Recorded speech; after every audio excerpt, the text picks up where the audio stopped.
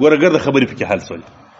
نظر یې کړی دی، په نیت د ثواب یې کړی دی، او زیارت یې وروستلی دی. دی وایي زیارت ته که دې وروستې وایي په کافر سولې، که دې قبر ته بوتلی وایي دا کافر چې ماینه در باندې طلاقه سوله. نو د په فتوا باندې د تېر عمارت پر دا ګردو ملایانو دې باندې طلاق کړي. نو پر هغو علاقه طلاق دي، پر تا باندې 10 کاله مخکې له طلاق چې هغه راوړي دي هغه به بار چی شي.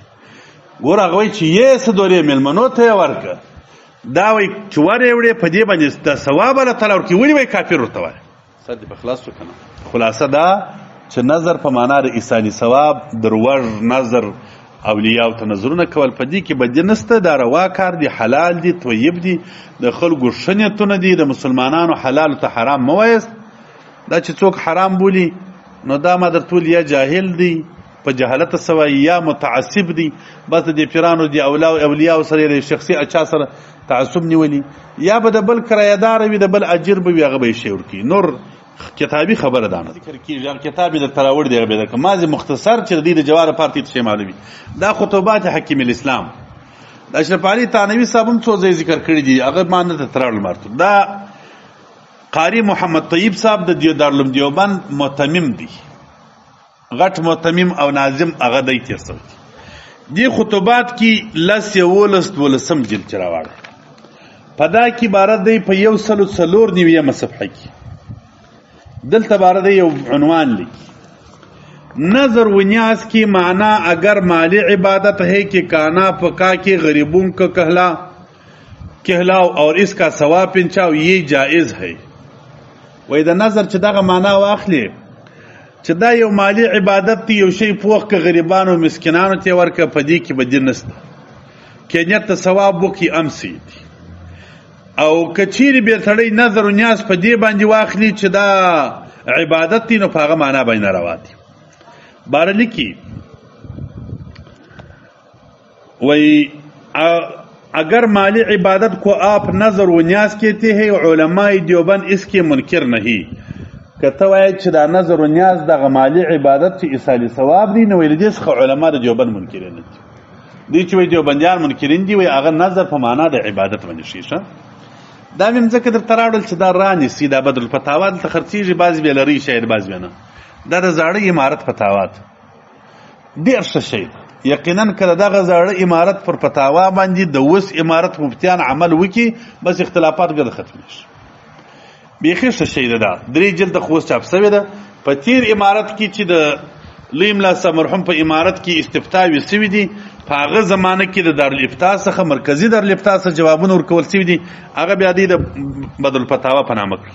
د افغانستان د اسلامي عمارت د سترې محکمې قاضي القضات او مرکزي دارالافتا رئیس مفتي نور محمد ثاقب صاحب په دې کې 101 صفحه کې د دریم ټوک دا مسله لیکي، خالی به درته وایم. داسې لیکي نظر یو عبادت دی، او عبادت یوازې د الله تعالی دپاره وي.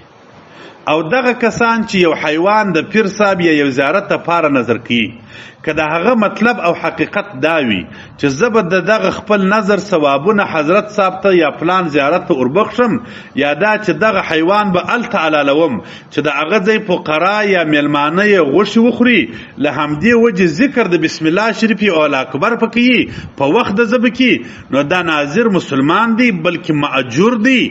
څنګه او ولې نسبت ته کفر ورته کېږي؟ ګوره ګرده خبرې پکې حل سولې. نظر یې کړی دی، په نیت د ثواب یې کړی دی، او زیارت یې وروستلی دی.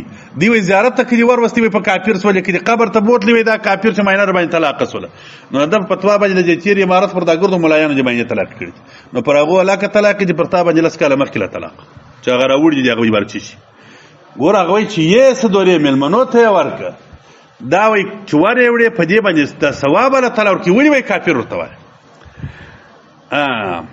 لیکن هغه څوک چې عقیده یې دا وي چې دا نظر د خدای تعالی دپاره نه بلکې د فلاني زیارت دپاره کوم او د هغه عبادت کوم، ګوره قید ورسره شته، د هغه عبادت کوم، نو په وخت د ذبح کې د هغه نوم نه ذکر کوي، او د خدای تعالی په وخت د ذبح کې د هغه نوم ذکر کوي، او که د خدای تعالی نعوذ بالله دا سړی نو په وخت د ذبح کې د هغه نوم ذکر کوي، او که د خدای تعالی نعوذ بالله تعالی دا سړی مشرک بلل کیږي. سر بخلاصو کنه.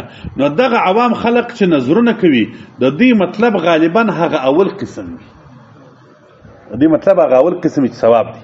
که څه هم تفصیل ورته معلوم نه وي، ولې یوه خبره یا یو فعل د مسلمان چې ښه محمل او احتمال ولري نو پر بد محمل به نه حمل کېږي.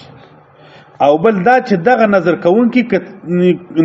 کوونکي څه که پوښتنه د دغه نظر کوونکي څه که پوښتنه وسي چې آیا ته عبادت د پیر یا د دغه زیارت کوې، آیا په خوشحاله یې، نو د هغه جواب به منفي وي چې یا زه د پیر عبادت نه کوم، زه د زیارت عبادت نه کوم، او دا ډیره بده بولي، نو څنګه به په دې فعل دې ته د کفر نسبت کېږي. باره د نورلانوار د مصنف عبارت چې دا اوس ما تېته وویل باره وروسته دا راوړي، دا دی جواب. یعنې خلاصه د ټول جواب یې دا ده چې زیارت ته که سړی نظر وکړي، پیر ته نظر وکړي، هلته یې میسي حلالې کړي، نیت یې د ثواب وي، که څوم د دې تفصیل نه وکړي چې زما دغه نیت یا دغه نیت دي، په وخت د حلالېدلو کې بسم الله پر ووایي، دا پاک دی، حلال دی، دا سړی مأجور دی، ثواب ورکول کېږي. دا د ټول زاړه عمارت فتوا ده.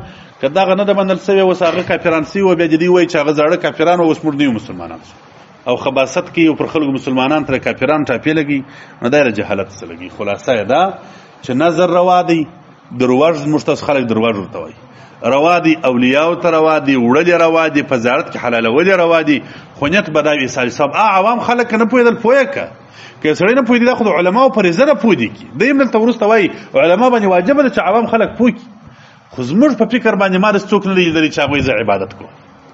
هر سړی وایي چې وروره عبادت نه کوم، دا ثواب دی، دا پیر ته وربخښم، د هغه د ارواح د خوښۍ دپاره. نو دوی دغه تم شرک وایي چې د هغه د ارواح د خوښۍ دپاره. دا د جهالت فتواوې دي، مقصد دا دی د کتاب نه دي، دا چې څه حوالې ورکړي دا کې دروغ وایي. د دې بیا د دام لیکلي دي وروسته دغه عبارت ته رسفات شو، دغه د عمارت در لفتا کې وروسته دا خبر هم کوي، وایي چې دا کوم عبارات چې راغلي دي، کله په فقه کې داسې عبارات راغلي وي چې په هغه کې دا راغلي وي، بیا به تی خلک په خطا باسي چې دا نظر ناروا دی. سر دې په خلاص وکړه نه، د هغو عبارات یې ویل دي چې د هغو څخه هم دغسې مراد دی. حاصل دا چې مدار د حل و حرمت په دې ځای کې پر دې خبره چې که تقرب الی الله په نظر کې مقصود وي او یا یې ثوابونه بخښل و زیارت ته یا صدقه کول پر فقراو د هغه ځای یا عام فقراو باندې مطلب وي، نو دا جائز بلکې یو فعل حسن دی. دا یې خلاصه راوړه. هر چا چې حکم د جواز د دغه نظر کړی دی، مقصود یې دغه صورت دی. که څه هم دغه ناظر مکان یا یو ځای یا یو زیارت د ذبح متعین کړی وي، وره دا هم راوستل، که څه د ناظر مکان یا یو ځای یا یو زیارت د ذبح متعین کړی وي، یعنې دا یې ویلي وي چې زه په فلاني ځای فلاني زیارت کې دا ذبح کوم، دا وایي که دا یې هم کړي وي، دا هم ثواب لري، هم فعل حسن ښه کار دی. وایي خالي ثواب اعلام نه دی ورته ویلي، وایي ښه کار هم دی. دا د هغه د عمارت دارالفتا د هغه مرکزي دارالفتا فتوا بدل فتاوا ده. او بیا لیکي او که چیرې بیا داسې و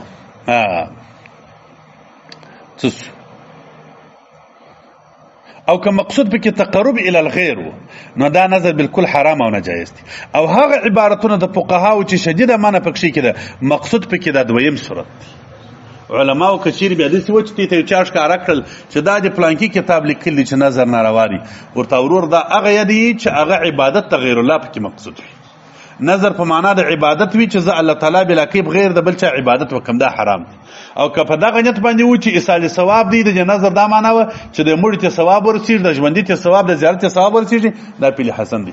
یو تقسیم یې چا کړ دی، خلک قرآن شریف ورښکاره کې نه در سره مني، که د حدیث ورښکاره کړل چې د بخاري شریف حدیث کې تقسیم دی، بیا نه در سره مني، ښه یا به د دیوبند کتاب ورښکاره کوي یا به د عمارت دارالفتا ورښکاره کوي. د عمارت څه بیریږي په دیوبند باندې دی ګټه کړ ده، په دغه نامه باندې دی ګټه کړي، بل چا خبره نه مني چې قرآن ورښکاره کړي. دا د عمارت دارالفتا ورته مرکزي دارالفتا فتوا ده، دا د بدل فتاوا ارزي خرڅېږي، دا مسله وګورئ.